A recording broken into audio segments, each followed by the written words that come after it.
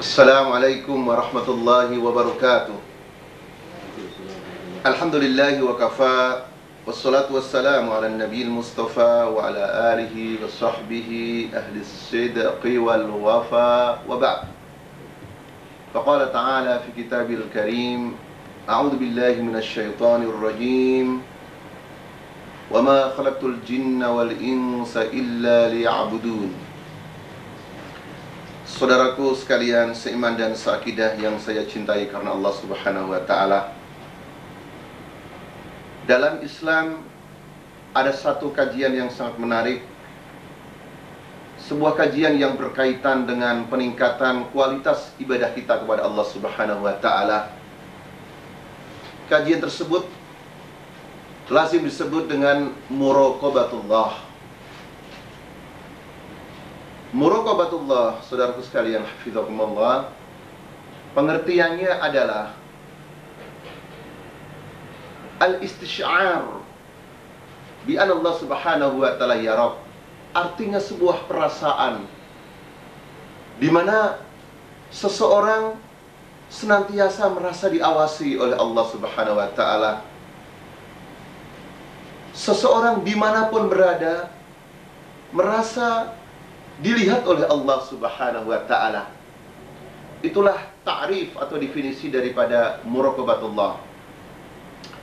Banyak nas-nas di dalam Al-Qur'an atau Al-Hadis memperjelas pengertian ini, di antaranya dalam surat Asy-Syu'ara ayat 218 sampai 219 ketika Allah Subhanahu wa taala berfirman, "Alladzi yaraka hina takum wa taqallubaka fis sajidin."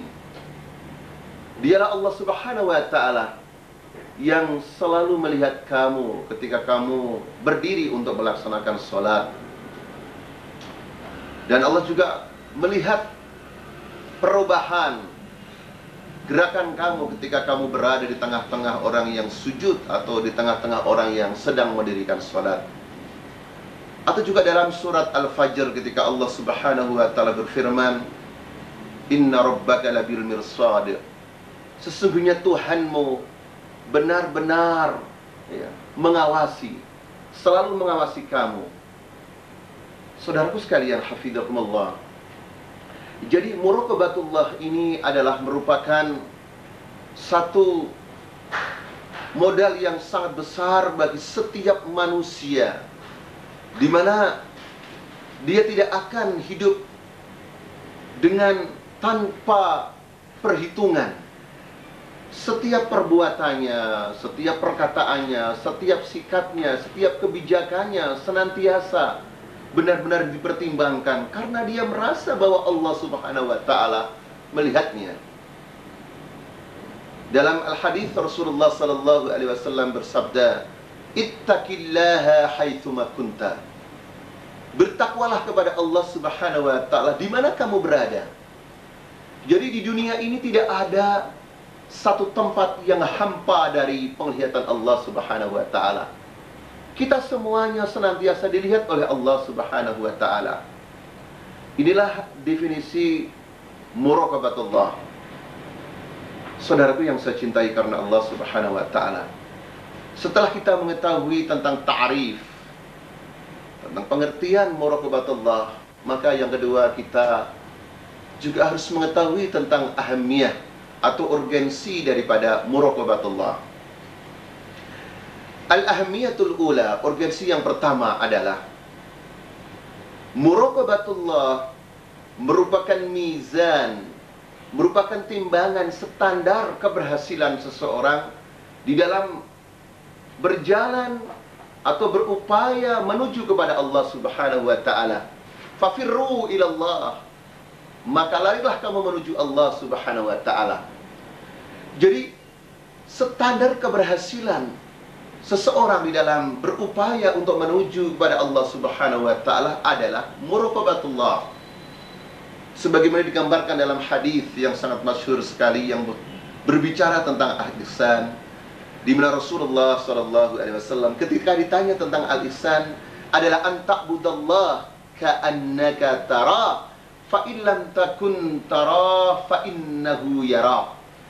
Jadi ihsan itu adalah engkau beribadah kepada Allah Subhanahu wa taala seolah-olah engkau melihat Allah Subhanahu wa taala. Jika kamu tidak bisa melihat Allah, ketahuilah bahwa Allah Subhanahu wa taala selalu melihat kamu. Jadi hadis ini yang pertama, bagian yang pertama, yaitu ketika kita diperintahkan oleh Allah untuk senantiasa beribadah seolah-olah kita melihat Allah, itu disebut al-musyahadah.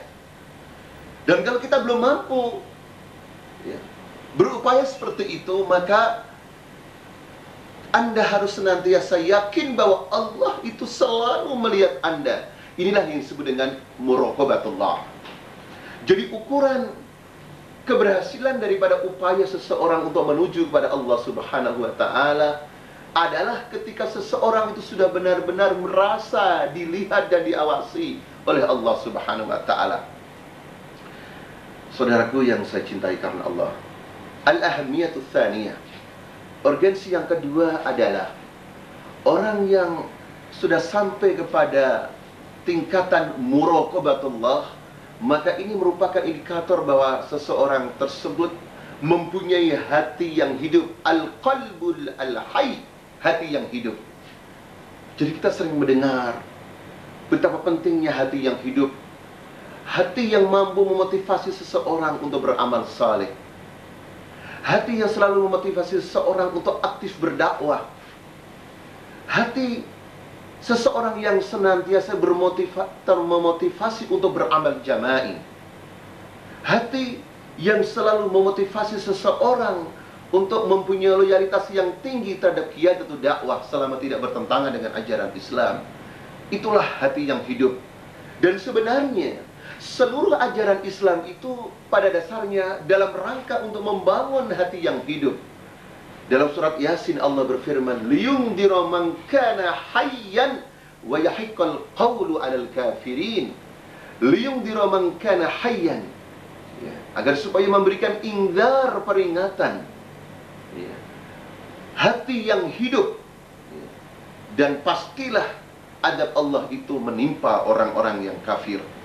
Jadi ternyata al-inzar, peringatan, nasihat, itu semuanya hanyalah berguna bagi orang-orang yang hatinya hidup.